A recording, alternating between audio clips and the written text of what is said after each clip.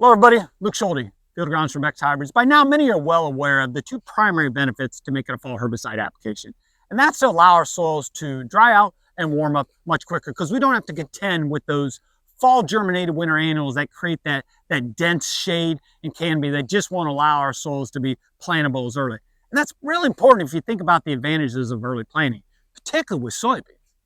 But could a treatment made this fall actually aid or benefit us once it comes to summer annual control, or particularly water hemp control?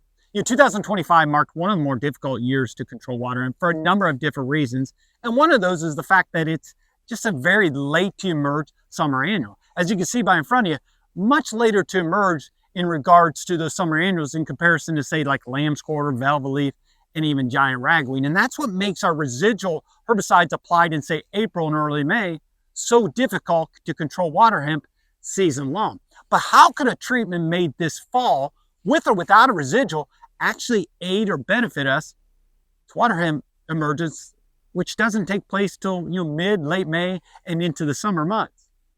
It's also about shade when it comes to tolerance. Water hemp is one of those summer annuals that is highly intolerant to shade, much more intolerant to shade compared to weeds such as giant ragweed. And by applying a fall herbicide treatment and giving us the greatest opportunity to plant early, that allows us to get more early growth, ultimately creating shade that water hemp isn't very successful at tolerating. Certainly not a one-size-fits-all, but it's one of those management tools that can help us deter emergence and overall water hemp growth. Another benefit, though, that maybe we haven't thought about when it comes to a fall herbicide treatment, respectfully to water hemp, is it allows our spring application of residual to align much better with water hemp emergence timing. If we don't make a fall herbicide treatment, we're going to be forced to or want to apply that burn down plus residual application as early as possible because we want that mat of winter annuals to go away. So that makes it usually a dual application of a burn down plus residual, which oftentimes happens in April and the first 10, 15 days of May. And then unfortunately, that residual has kind of run its course or largely run its course by the time we reach the beginning or certainly peak water hemp emergence. By applying a herbicide in the fall, that allows us to be flexible with our first pass, our residual herbicide come next spring.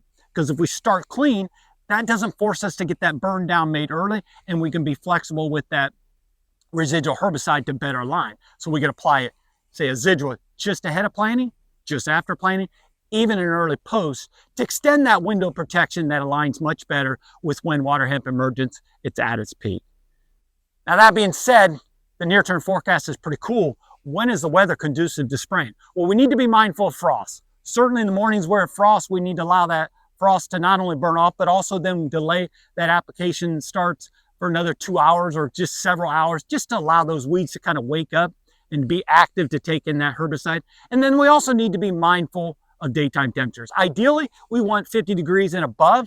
However, we can still achieve successful winter annual fall herbicide application and control at 40 to 50 degree daytime temperatures, as long as we're using the mid to upper end of that rate spectrum for the burn down herbicides like dicamba, 2,4-D, even glyphosate. And at least in my experience, successful weed control in less than ideal daytime temperatures is still very, very achievable if we're staying at the high end of those rate ranges, up until the fact that when we see those applications made and then fairly quickly afterwards, we have a prolonged or sustained time in which we have less than 40 degree temperatures. That's when we see those inconsistencies. Now, if we're spraying in 40 to 50 degree temperatures, while that's not ideal, we'll likely still be successful. It's just going to be a slow and slower overall death to those existing winter annuals. So just some things to keep in mind. I recognize now many are unwinding and are just recovering from and starting to recover from the stress of fall. However, our greatest opportunity to plant early, improve ROI, and achieve successful weed control actually begins now. As always, if you have any questions, just give us a call. Thanks for tuning in.